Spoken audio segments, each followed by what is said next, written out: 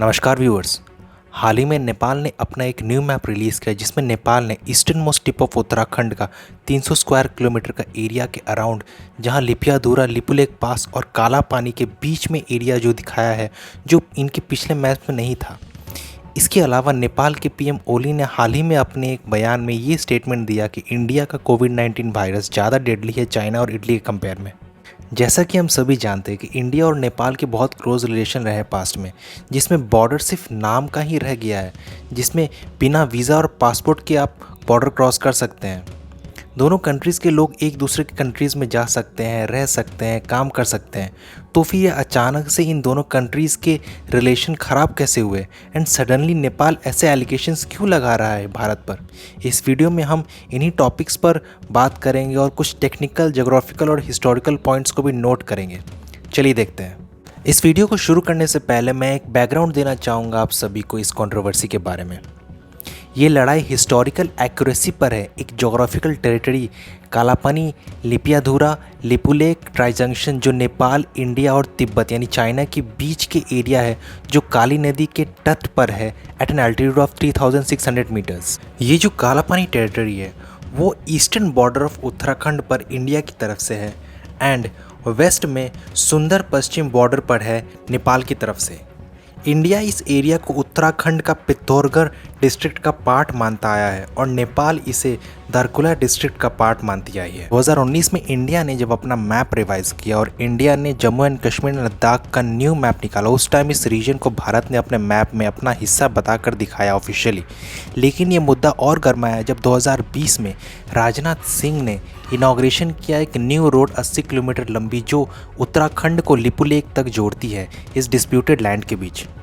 इस रोड के बनने से पहले कैलाश मानसरोवर तक यात्रियों को सिक्किम से होकर जाना पड़ता था। इस रोड के बनने के बाद अब आप कुछ दूर तक गाड़ी से जा सकते हैं, जिसके बाद आपको सिर्फ 2 दिन की चढ़ाई करनी रह जाएगी। इस रोड के बनने के बाद कहा जाता है कि यात्रियों का 80% ट्रैवल टाइम बचेगा। लेकिन नेपाल के पीएम ने अचानक से इस रोड पर विवाद उठाना शुरू कर दिया। ऑल्दो ये प्रोजेक्ट 2008 से अब तक पब्लिक में था, यानी कोई सीक्रेसी नहीं रखी गई थी। इसके जवाब में नेपाल ने अपना भी मैप अपडेट किया और लगभग 300 स्क्वायर किलोमीटर एरिया के डिस्प्यूटेड लैंड को अपने मैप में दिखा दिया ऑफिशियली। उनके लैंड मैनेजमेंट मिनिस्टर पद्मा आर्यल ने इसे हिस्टोरिकल प्लेजेंट ओकेजन कहा। नेपाल ने कहा कि ये हमारा लैंड है और हम इसे लेकर रहेंगे। इस मैप के रिलीज़ के बाद ministry of external affair of India ने इस दावे को खारिज करते हुए कहा कि ये यूनिलैटरल एक्ट किसी भी हिस्टोरिकल फैक्ट एंड एविडेंस पर बेस्ड नहीं है। अब आप पूछेंगे कि तब हिस्टोरिकल फैक्ट्स क्या है, तो चलिए इससे रिलेटेड हिस्ट्री के बारे में हम कुछ जानते हैं। ये कहानी शुरू होती है आज से करीब 200 साल पहले, यानी 18th सेंचुरी में, जब ईस्ट इंडिया कंपनी ने इंडिया पर अपना कंट्रोल बना लिया था और मद्रास, कलकत्ता और बॉम्बे जैसे बड़े महानगरों में अपना बेस बना लिया था। इसके बाद ब्रिटिश गवर्नमेंट अपना एरिया एक्सपैंड करना चाहती थी, लेकिन नेपाल ये अलाउ नहीं कर रहा था। तब फाइनली 1 नवंबर 1814 को ब्रिटिश सरकार ने नेपाल के साथ वॉर शुरू कर दी, जिसे हम एंग्लो नेपोलिस वॉर के नाम से जानते हैं। ये वॉर 2 साल तक चली, जिसके बाद 1816 में इस वॉर को समाप्त किया गया और एक ट्रीटी साइन की गई ब्रिटिश सरकार और नेपाल सरकार के बीच में, जिसे हम सुगौली ट्रीटी के नाम से जानते हैं।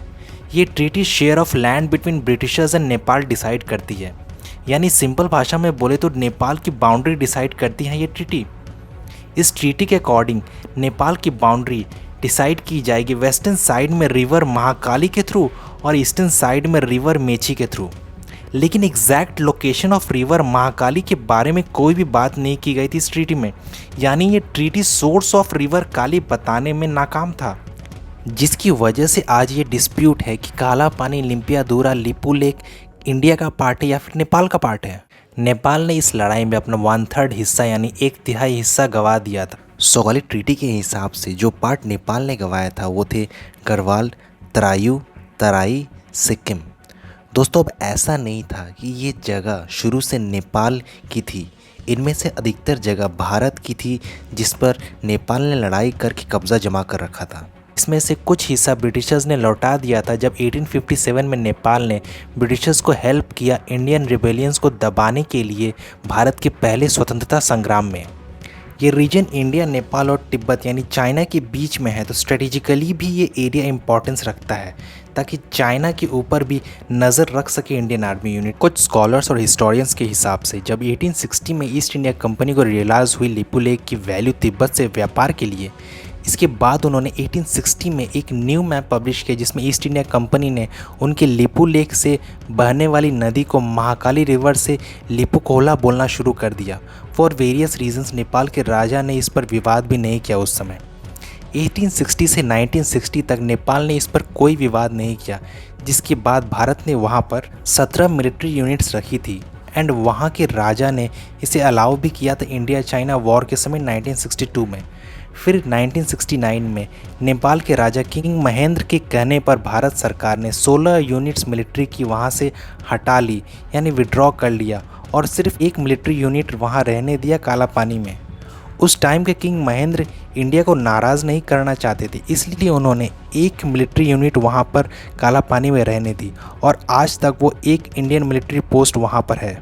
1961 से 1997 तक भी नेपाल को कोई प्रॉब्लम नहीं था उस ज़मीन को लेकर, लेकिन फिर जब 1990 में नेपाल में मोनार्की एंड हुई और वो एक डेमोक्रेटिक कंट्री बना, तब उनके गवर्नमेंट ने 1998 में पहली बार इस पर सवाल उठाया, जिस पर उनकी सरकार ने कहा कि इनके बॉर्डर को 5.5 किलोमीटर वेस्ट तक शिफ्ट किया जाए एज पर सौगाली ट्रीटी। जुलाई 2000 में भारत के पीएम अटल बिहारी वाजपेयी और नेपाल के पीएम ने बात करके इस डिस्प्यूट को रिजॉल्व करने और एग्जैक्ट बॉर्डर फाइनलाइज करने की बात कही थी कि बॉर्डर कहाँ होना चाहिए, लेकिन ये बात आगे नहीं बढ़ पाई जब भारत ने इंडियन आर्मी को वहाँ से विड्रॉ करने से मना कर दिया। नेपालीज जोग्राफर मंगल सिद्धि और हृदय लाल कोराला ने अपने एक वर्क जिसका नाम उन्होंने Nepalese India boundary issue river Kali as international boundary दिया था, में क्लेम किया था कि सौगाली ट्रीटी जो दोनों पार्टी के बीच में साइन की गई थी उसमें कोई मैप नहीं था and the only way to ascertain the correct location of Kali river is to examine the existing map of the period. उनके अकॉर्डिंग 1857 तक के मैप में ब्रिटिश सरकार महाकाली रिवर को लिम्पियादुरा पास तक बताती थी, लेकिन 1857 से 1881 के बीच में बॉर्डर को एक्सटेंड किया गया और इस रिवर को मिसनेम किया गया, जिससे आज ये डिस्प्यूट है। वहीं स्कॉलर आलोक कुमार गुप्ता ने अपने एक आर्टिकल में बताया कि सौगाली ट्रीटी के बाद ब्रिटिशर्स ने अपना पहला regular survey of upper reach of river Mahakali 1870 में किया था, जिसके अकॉर्डिंग 1879 के मैप के अनुसार इंडियन गवर्नमेंट इंडिया और नेपाल के बॉर्डर को मानती है, ना कि वो मैप जो नेपाल दिखाती आई है। ये बॉर्डर का डिफरेंस इसलिए भी आज आया है क्योंकि महाकाली रिवर के एरिया में शिफ्टिंग आई है बीती कुछ सालों में, जिससे नेपाल एक्सेप्ट भी करता आया है और इस पर डिस्प्यूट भी नहीं करता था पहले।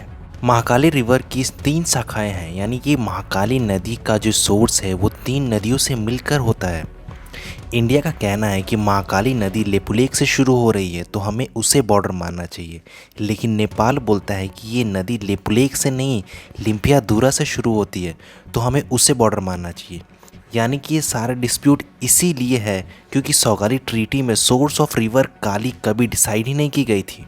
अब सवाल उठता है कि कौन सही है और कौन गलत यहाँ पर। 1816 के सौगाली ट्रीटी के हिसाब से अगर यदि हम जाए अदर फैक्टर्स को इग्नोर करके, तब Nepal is correct.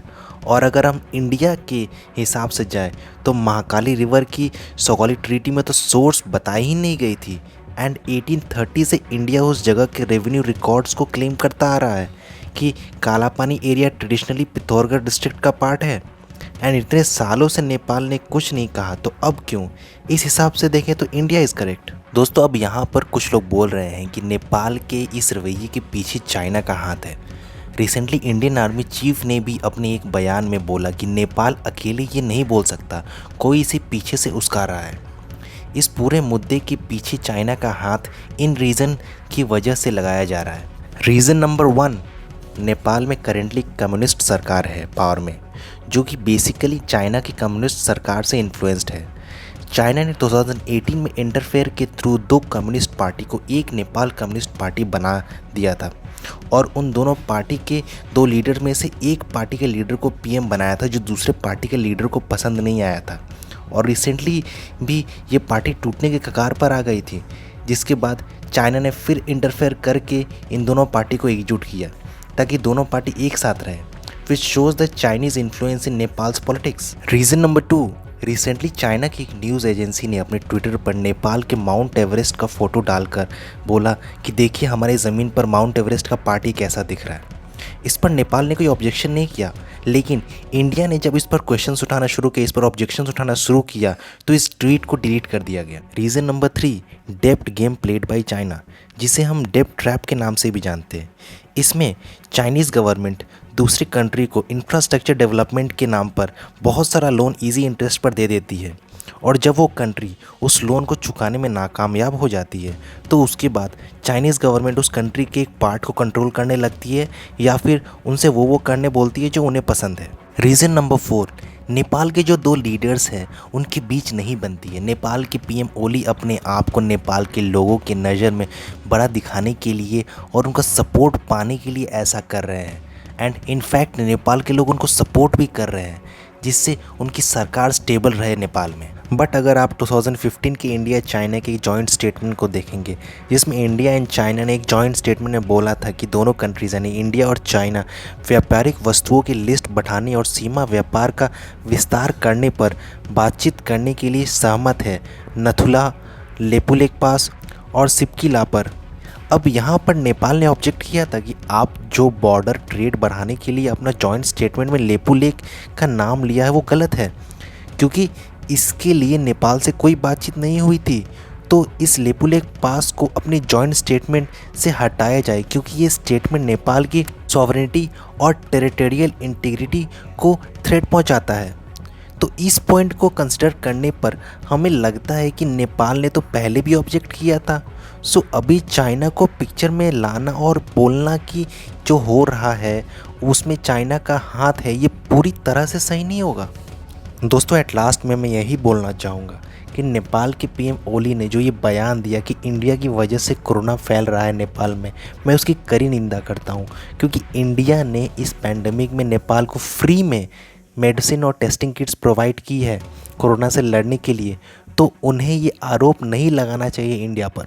And Nepal के साथ पास्ट में इंडिया के स्पेशल रिलेशन रहे हैं with historical, cultural, political, economical, traditional and religious link. हालांकि भारत ने नेपाल के राजनीतिक परिवर्तन में एक इम्पोर्टेंट रोल प्ले किया है, जिसके लिए नेपाल भारत की आज तक सराहना करता आ रहा है। लेकिन इस न्यू सिचुएशन में ज़रूरी है कि दोनों कंट्रीज़ आपस में एक सीरियस डिस्कशन के थ्रू इस बॉर्डर इशू को रिजॉल्व करे, ना कि इसे अटके रहने दे जो बहुत सालों से चला आ रहा है। फर्दर, भारत का बॉर्डर इशू होना एक नेपाल जैसे छोटे कंट्री के साथ, जिसके लोगों ने अपने खून पसीना बहाया इंडिया के आज़ादी और सिक्योरिटी के लिए, जो इंडिया की इंटरनेशनल रेपुटेशन को ख़राब कर सकता है। इंडिया और नेपाल में तो ऐसे भी बॉर्डर सिर्फ नाम का है, जिसमें बिना वीज़ा और पासपोर्ट के आप इस बॉर्डर को क्रॉस कर सकते हो। इंडिया में मिलियंस ऑफ नेपालीज रहते हैं। इनफैक्ट इंडियन फोर्स में गोरखा रेजिमेंट भी है, जो देश की सिक्योरिटी में इम्पोर्टेंट रोल प्ले करती है। तो इस मुद्दे को ज़बरदस्ती खींचना सही नहीं होगा। यहाँ पर भारत और नेपाल को डायरेक्टली बात करके इस इशू को रिजॉल्व करना चाहिए। आई होप कि ये दोनों कंट्रीज़ जल्दी से आपस में बात करके इस बॉर्डर इशू को रिजॉल्व करे, ताकि कोई थर्ड पार्टी कंट्री इस इशू में बोलना ना शुरू करे, जिससे इन दोनों देशों के भाईचारा खतरे में पड़ जाए। दोस्तों, आप नीचे कमेंट सेक्शन में हमें बता सकते हैं, अपनी राय दे सकते हैं इस इंडिया नेपाल बॉर्डर इशू पर। अगर यदि आप हमें या हमारे काम को सपोर्ट करना चाहते हैं तो हमारे YouTube channel story teller Sandeep को सब्सक्राइब करके हमारा मेंबर बनकर हमें सपोर्ट कर सकते हैं, ताकि इस तरह हर इन्फॉर्मेटिव वीडियो आपके साथ हम शेयर कर सकें। साथ ही साथ अपने फ्रीडम ऑफ एक्सप्रेशन का फ़ायदा उठाइए। वीडियो पसंद आए तो लाइक कीजिए, नहीं पसंद आए तो डिसलाइक कीजिए, और अगर यदि आपको लगता है कि ये वीडियो और लोगों तक पहुंचना चाहिए तो शेयर कीजिए। मिलते हैं अगले वीडियो में एक नए टॉपिक के साथ। तब तक के लिए स्वस्थ रहिए, सुरक्षित रहिए। जय हिंद।